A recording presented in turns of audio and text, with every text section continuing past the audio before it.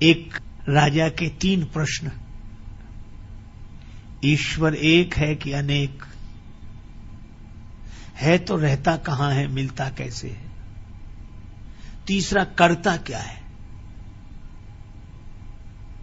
राजा ने बड़े बड़े विद्वानों से पूछा 3 ही प्रश्न, ईश्वर एक है कि अनेक, रहता कहां है, मिलता कैसे है, और वो करता क्या है। लोगों ने अपने अपने तरह से उत्तर दिए। राजा संतुष्ट नहीं हुआ। एक दिन राजा अपने घोड़े पर बैठकर जा रहा था। सामने से अलमस्त महात्मा ब्रह्मानंद की मस्ती में लीन, स्वरूपानंद की मस्ती में लीन, मस्ती से झूमते चले आ रहे थे। इसने महात्मा को देखा तो वही प्रश्न किया कि ईश्वर एक है कि अनेक, रहता कहां है, मिलता कैसे है, और करता क्या है। महात्मा उसी मस्ती में बोले कि यह कोई पूछने का ढंग है। तुम घोड़े पर बैठे हो, हम रास्ते में खड़े हैं। अरे पहले कहीं ठहरा,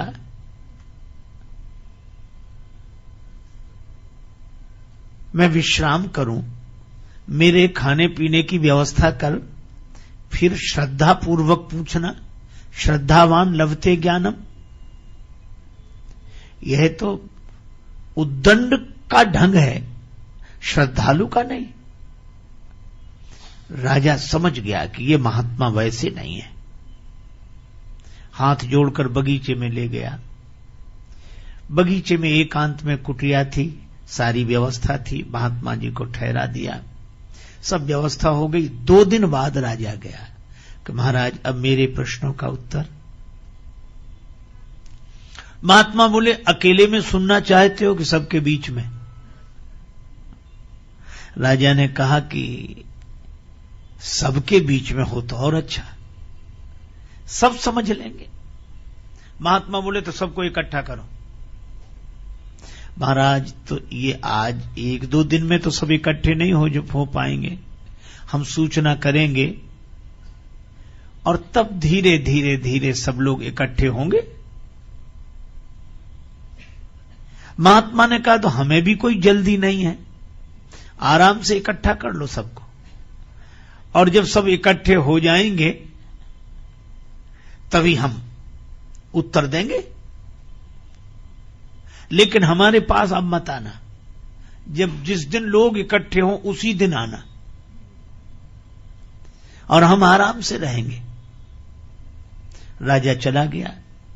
1 महीने बाद की तिथि निश्चित हुई। उस दिन दरबार में सभी लोग एकत्रित होंगे, महात्मा प्रश्नों का उत्तर देंगे। राजा ने आना बंद कर दिया। महात्मा अपना बगीचे में भगवान का ध्यान करें, पूजा पाठ करें, मस्ती से आत्मचिंतन करें, आनंद से रहें। शाम को घूमने जाते। खेत पर एक किसान काम करता, सवेरे मिल जाता, शाम को मिल जाता। महात्मा ने उससे मित्रता कर ली और किसान से कहा कि कभी हमें काम पड़े तो हमारा कहना मानोगे? जो आज्ञा महाराज। अब 3 दिन बचे उस तिथि में। महात्मा ने किसान से कहा कि हमें जरूरी काम अब आ गया है, कल तक बता देंगे। महाराज बताओ। बता देंगे। अब जब 2 दिन बचे तो महात्मा ने कहा कि अब बताएं। हाँ, अच्छा कल बताएंगे। अच्छा ठीक है। 1 दिन बचा तो महात्मा ने कहा कि तुम महात्मा बन जाओ। अरे बोले महाराज, हमारा परिवार घर बार, हम ऐसे कैसे? महात्मा बोले वैसे नहीं, महात्मा होने के लिए नहीं कह रहे हैं, महात्मा बनने के लिए कह रहे हैं। सचमुच होना तो कठिन है, साधु होना कठिन है। चढ़ना पेड़ खजूर, चढ़े तो चाखे प्रेम रस, गिरे तो चखना चूर। होना कठिन है, पर बनने में क्या कठिनाई? तो बोला महाराज, महात्मा बोले 1 दिन के लिए बन जाओ। ठीक है महाराज, सिर मुड़ा लेते हैं, आपकी तरह कपड़ा पहन लेते हैं। और महात्मा बोले एक शर्त और। क्या? अपना लिबास हमें दे दो। हम किसान बने तो महात्मा बनो। अच्छा महाराज, यही भी। अब महात्मा बन गए किसान, बड़ी बड़ी दाढ़ी बाल और किसान के कपड़े पहने, महात्मा के सामने हाथ जोड़े और किसान बन गया महात्मा। महात्मा बोले डरना नहीं, राजा के सामने चलना है। फिर राजा पूजा करेगा, आरती करेगा, प्रणाम करेगा, तुम डरना नहीं। वो बोला महाराज ये तो सब ठीक, लेकिन राजा साहब जब प्रश्न करेंगे सिंहासन पर बिठा के, तब महात्मा बोले हम तो साथ में हैं, कह देना ये तो हमारा घास छीलने वाला जवाब दे देगा, फिर हम जवाब दे देंगे। हाँ ये ठीक है। महात्मा गए। अब वेश से वो साधु दिखे, अब राजा को संदेह हो, लेकिन अब क्या करे, प्रणाम किया, पूजा की और आरती। महाराज विराजे ऊंचे आसन पर, महात्मा के वेश में किसान था वो बैठा, और महात्मा किसान के वेश में नीचे बैठे, सिर झुकाए। राजा ने कहा कि महाराज हमारे 3 प्रश्न हैं, आपने कहा था हम उत्तर देंगे। हां बोलो। पहली बात, ईश्वर एक है कि अनेक? दूसरी बात, वो रहता कहां है, मिलता कैसे है? तीसरी बात, वो करता क्या है? वो किसान तो पहले से पढ़ा हुआ था, कहने लगा राजा साहब क्या साधारण सवाल पूछे हैं, इन प्रश्नों का उत्तर तो हमारा घास छीलने वाला किसान दे देगा।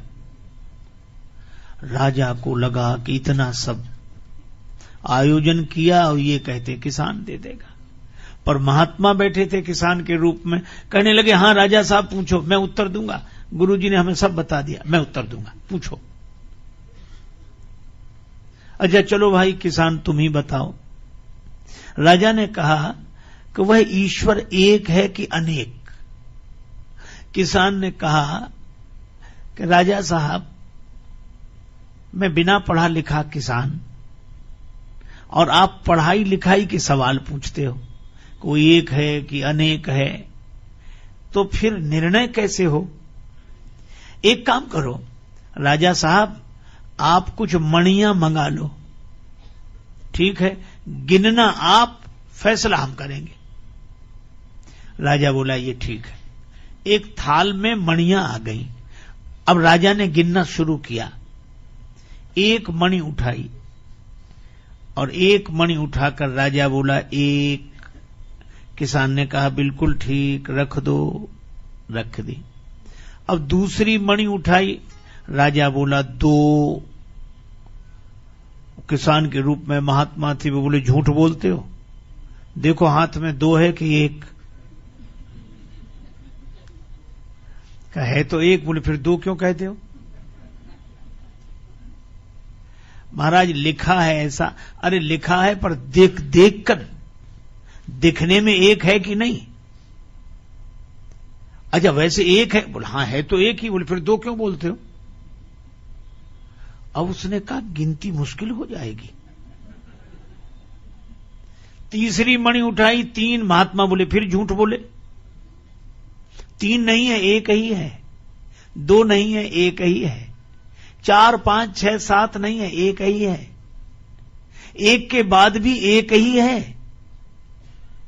लेकिन वह 1 ही जब दूसरी बार किसी के अनुभव में आया तो 2 हो गया, तीसरी बार किसी के अनुभव में आया तो 3 हो गया, चौथी बार किसी के अनुभव में आया तो 4 हो गया, 5वीं बार किसी के अनुभव में आया तो 5 हो गया, पर वह है 1 ही, 1 ही, 1 ही। राजा सोचे कि बात तो ठीक कह रहे हैं और दिखाई भी 1 ही दे रही है, हम चाहे 2 कहें चाहे 3 कहें, है तो 1 ही। और महात्मा बोले जरा 1 के पहले गिनो, तो 1 के पहले तो 0 है, तो कहा 1 के पहले भी 1 है और 1 के बाद भी 1 है और बीच में भी 1 ही है।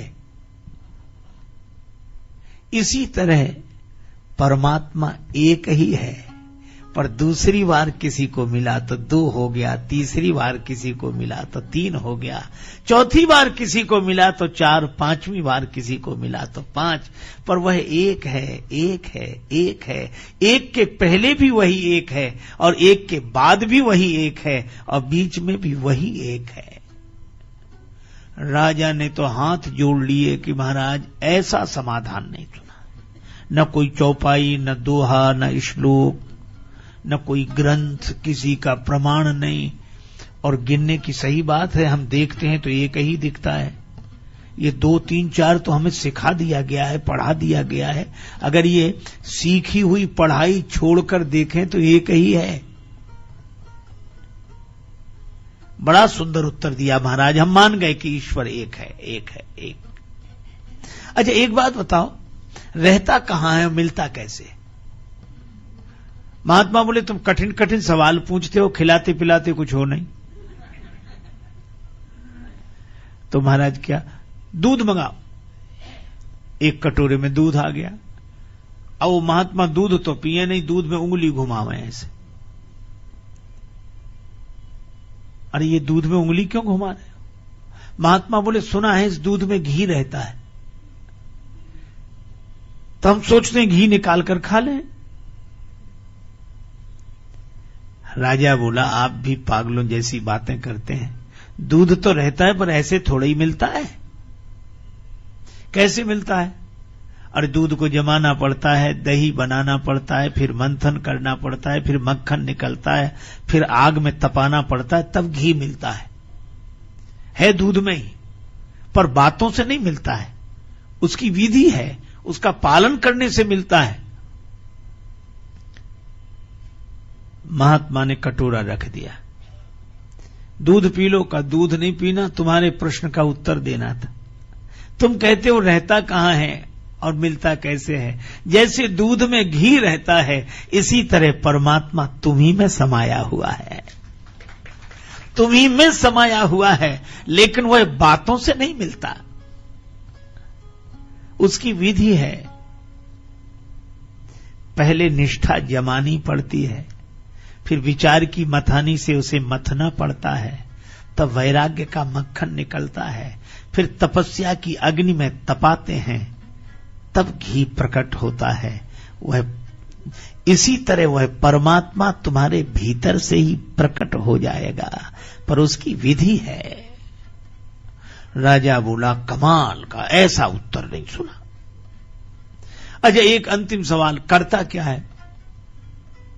महात्मा बोले कि अब एक बात बताओ, तुम सवाल पूछ रहे हो, मैं उत्तर दे रहा हूं, तो तुम हमारे गुरु हो कि हम तुम्हारे गुरु?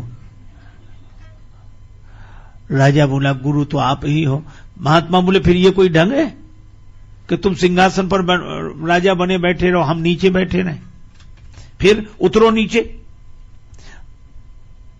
राजा नीचे उतरा और किसान के रूप में महात्मा सिंहासन पर जाकर बैठ गए। अब राजा नीचे बैठा, कुछ उत्तर पाने के लिए। महात्मा बोले ही नहीं, तो कहा कि महाराज आपने उत्तर नहीं दिया। किसान बोला यही करता है, राजा को किसान की जगह बिठा देता है, किसान को राजा की जगह बिठा देता है, बड़ों को छोटा बना देना, छोटे को बड़ा बना देना, यही उसका काम है, रोज यही करता रहता है। मसकई करई विरंज प्रभु अजहि मसकते हीन।